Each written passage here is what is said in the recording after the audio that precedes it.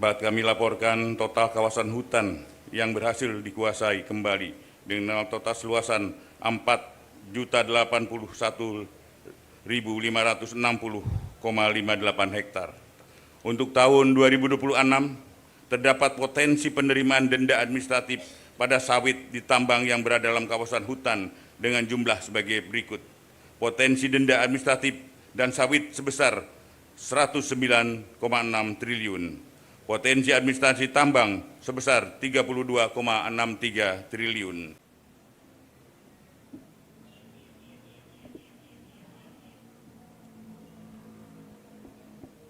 Bismillahirrahmanirrahim. Assalamualaikum warahmatullahi wabarakatuh. Salam sejahtera bagi kita semua. Om Swastiastu, Namo Buddhaya, salam kebajikan. Yang kami hormati dan kami muliakan Bapak Presiden Republik Indonesia, Menteri Pertahanan selaku Ketua Pengarah Satgas PKH, Panglima TNI selaku Wakil Ketua 2 Pengarah Satgas PKH, Kapolri selaku Wakil Ketua 3 Pengarah Satgas PKH, para anggota Pengarah Satgas PKH, Menteri Kehutanan, Menteri Keuangan, Menteri Lingkungan Hidup, dan Kepala BPKP. Yang kami hormati Menteri Sekretaris Negara, yang kami hormati Sekretariat Kabinet, Kepala Badan Pengaturan BUMN, Kepala Badan Pengelolaan Investasi dan Antara, yang saya hormati PLT Wakil Jaksa Agung, Jaksa Agung Muda Tidak Pidana Khusus selaku Pelaksana Satgas PKH, para Jaksa Agung Muda, para Kepala Badan, para Wakil Ketua Pelaksana Anggota Pelaksana Satgas PKH, Direktur Utama Komisaris Utama PT Agrinas Palma Nusantara, hadirin dan undangan yang berbahagia.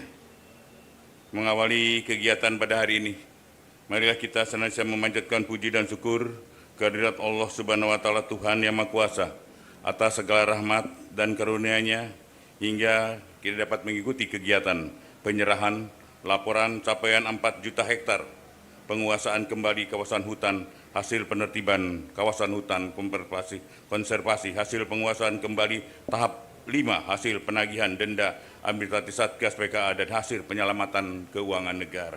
Bapak Presiden, hadirin yang saya muliakan, alhamdulillah pada hari ini kami laporkan total kawasan hutan yang berhasil dikuasai kembali dengan total seluasan 4.081.560,58 hektar. Dari jumlah tersebut, Satgas PKH akan menyerahkan kembali lahan kawasan hutan tahap 5 dengan total 896.969,143 hektar yang terdiri dari lahan perkebunan kelapa sawit diserahkan kepada kementerian lembaga terkait dari Satgas PKH ke Kementerian Keuangan, selanjutnya ke Danantara, kemudian diserahkan pada Agrinas seluas 240.510,83 hektar dari 124 subjek hukum yang tersebar di 6 provinsi. 2. Lahan kawasan hutan konservasi diserahkan kepada Kementerian Kehutanan untuk dilakukan pemulihan kembali hutan seluas 608.427 hektar yang tersebar di 9 provinsi. Pada hari yang baik ini pula, sebagai wujud pertanggungan jawab kepada publik, kami turut serahkan uang sebesar 6.621.499,74 sen yang merupakan 1. Hasil penagihan denda administratif kehutanan oleh Satgas PKH senilai Rp2.304.965.750.000 yang berasal dari 20 perusahaan sawit, 1 perusahaan tambang nikel. 2. Hasil penyelamatan keuangan negara atas tindak pidana korupsi yang ditangani oleh Kejaksaan Agung senilai Rp4.288.469,74 yang berasal dari perkara dugaan tindak pidana korupsi dalam pemberian fasilitas ekspor CPO dalam perkara impor gula dan perkara impor gula. Bapak Presiden, hadirin yang saya muliakan, untuk tahun 2026 terdapat potensi penerimaan denda administratif pada sawit di tambang yang berada dalam kawasan hutan dengan jumlah sebagai berikut. Potensi denda administratif dan sawit sebesar 109,6 triliun.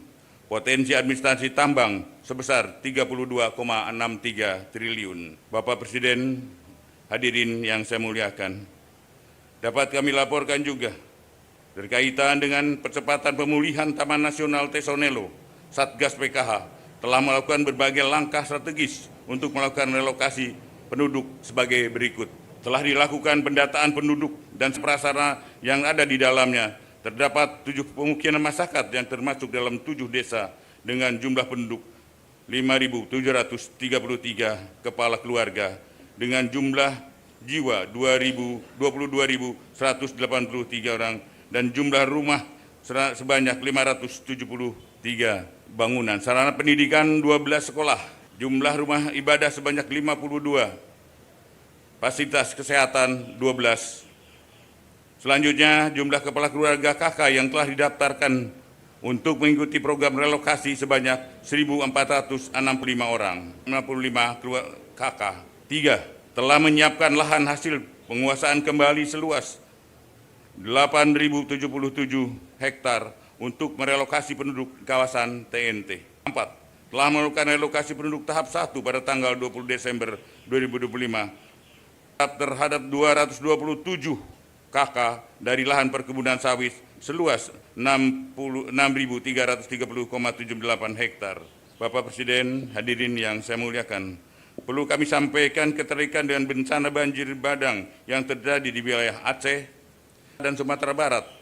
Satgas PKH telah melakukan identifikasi dengan temuan yakni sejumlah besar entitas korporasi dan perorangan terindikasi kontribusi terhadap bencana bandang, dan Satgas PKH telah melakukan klarifikasi terhadap 27 perusahaan yang tersebar di 3 provinsi tersebut. Adapun berdasarkan hasil klarifikasi Satgas PKH dan hasil analisa Pusat Riset Interdisipliner ITB, diperoleh temuan terdapat korelasi kuat bahwa bencana banjir besar di Sumatera bukan hanya fenomena alam biasa, melainkan terarah pada alih fungsi lahan yang masif di hulu sungai daerah aliran sungai yang bertemu dengan curah hujan yang tinggi, sehingga dampak hilangnya tutupan vegetasi di hulu daerah aliran sungai yang menyebabkan daya serap tanah berkurang.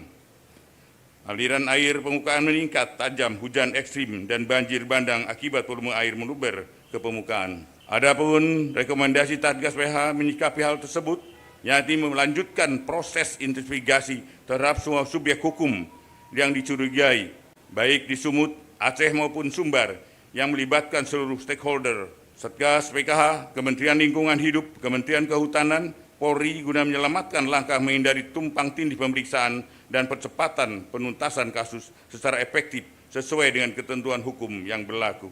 Sebelum menghadiri laporan ini, saya sampaikan tidak lupa saya mengucapkan apresiasi yang rasa terima kasih yang sebesar-besarnya kepada segenap jajaran kementerian, lembaga yang telah bekerja keras mewakafkan waktu dan tenaganya untuk bersinergi dalam upaya penertiban kawasan hutan yang tergabung dalam Satgas PKH bentukan Bapak Presiden. Hukum harus tegak dan penegakan hukum yang tegas diperlukan seluruh rangka penjaga stabilitas nasional.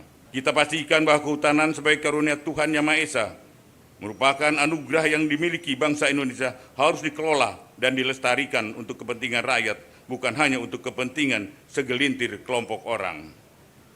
Demikian beberapa hal yang dapat saya sampaikan. Semoga kita bisa mendapatkan bimbingan, perlindungan dari Tuhan Yang Maha Kuasa dalam upaya bersama membangun masa depan bangsa dan negara Indonesia yang semakin adil, makmur, sejahtera. Amin, amin, ya robbal alamin. Sekian, terima kasih. Wassalamualaikum warahmatullahi wabarakatuh. Salam sejahtera buat kita semua. Om Santi Santi Om, nama budaya, salam kebajikan.